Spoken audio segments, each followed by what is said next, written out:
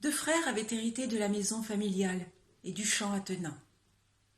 Tout naturellement, ils avaient décidé de s'y installer ensemble. L'aîné avec sa femme et leur fils, et le cadet seul. On avait réaménagé la maison de telle sorte que chacun puisse avoir son espace. On partageait la pièce principale pour les repas, et puis le soir venu, l'aîné et sa petite famille s'installaient dans l'ancienne chambre des parents, tandis que pour le cadet, on avait rebâti l'ancienne remise, redressé les murs, percé une fenêtre, troué une porte qui donnait sur la pièce principale. Aussi, chacun était installé confortablement. Cette année-là, pour la première fois, ils avaient cultivé le champ ensemble, fait la récolte, laissé sécher le blé. Et ce jour-là, ils avaient mis le blé en sac et fait le partage. Un partage équitable, bien sûr.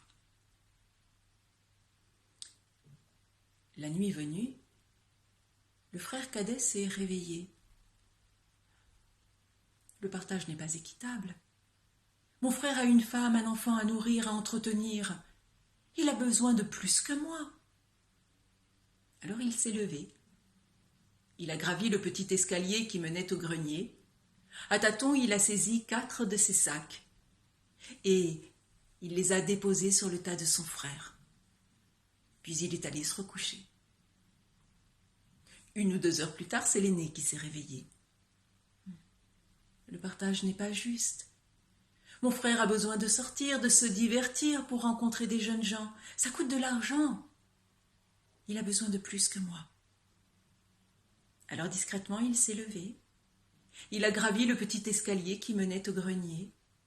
Et là, sur son tas, il a saisi 4 de ses sacs et les a déposés sur le tas de son frère.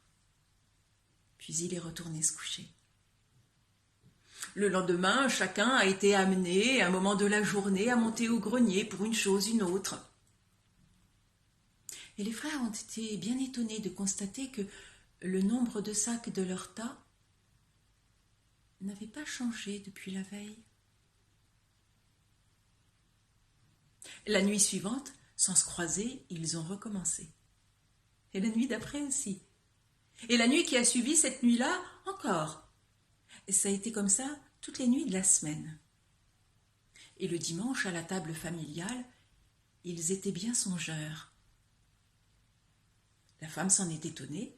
« Qu'avez-vous aujourd'hui? Vous ne dites mot, vous avez l'air tout plongé dans vos pensées. » Et là, d'une seule voix, les 2 frères se sont exclamés. « Comment se fait-il qu'à chaque fois que tu donnes, tu reçois en retour ?» Et avant de partir dans un grand éclat de rire, la femme a juste ajouté: